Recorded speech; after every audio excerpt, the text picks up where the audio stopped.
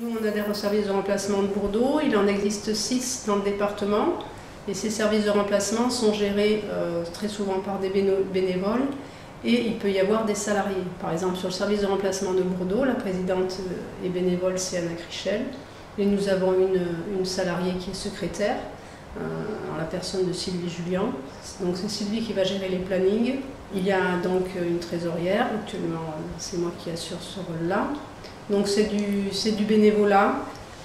Donc quand on adhère à un service de remplacement, on paye une cotisation qui est de l'ordre de 25 € par adhérent, donc c'est vraiment minime. Et après, on a l'obligation, entre guillemets, de prendre le service 6 jours dans l'année. C'est le minimum. Voilà. On a droit, quand on adhère au service de remplacement, à prendre 14 jours donc par adhérent. Donc on adhère tous les deux avec mon mari, donc on peut prendre 28 jours, donc on est au maximum. Donc la première fois qu'on reçoit le salarié, on a une demi-journée, on va dire, de prise de contact. Et puis après, ils viennent faire le remplacement, donc c'est des journées de 7 heures. Donc c'est vrai que sur le troupeau que l'on a, nous, il est assez important. Donc en 7 heures, elle va faire l'alimentation, la traite le matin, et puis pareil le soir. Et puis la journée est bouclée comme ça. Voilà.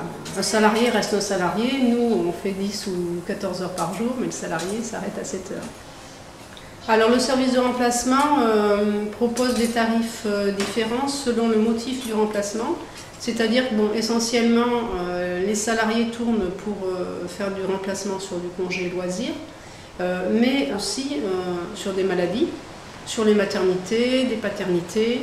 En fonction du remplacement, le tarif varie et différentes aides sont possibles par différents organismes. Par exemple, sur le congé, on peut avoir une aide de la banque, notamment du Crédit Agricole.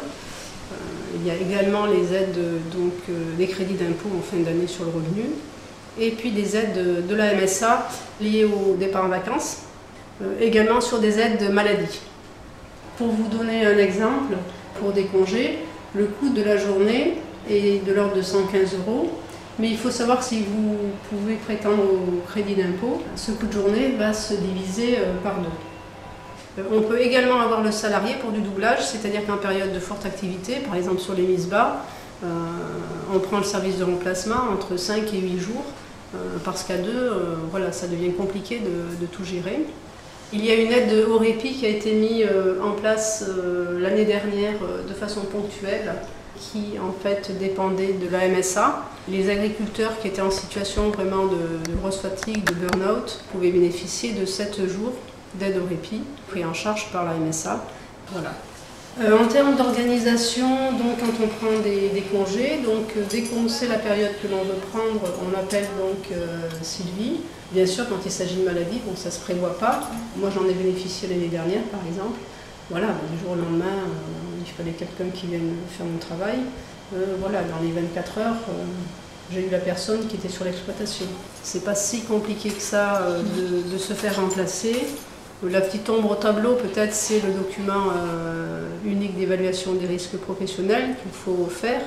Mais dans ce cadre-là, on peut avoir l'appui de la MSA ou bien d'autres structures qui peuvent nous aider à établir ce document d'évaluation des risques.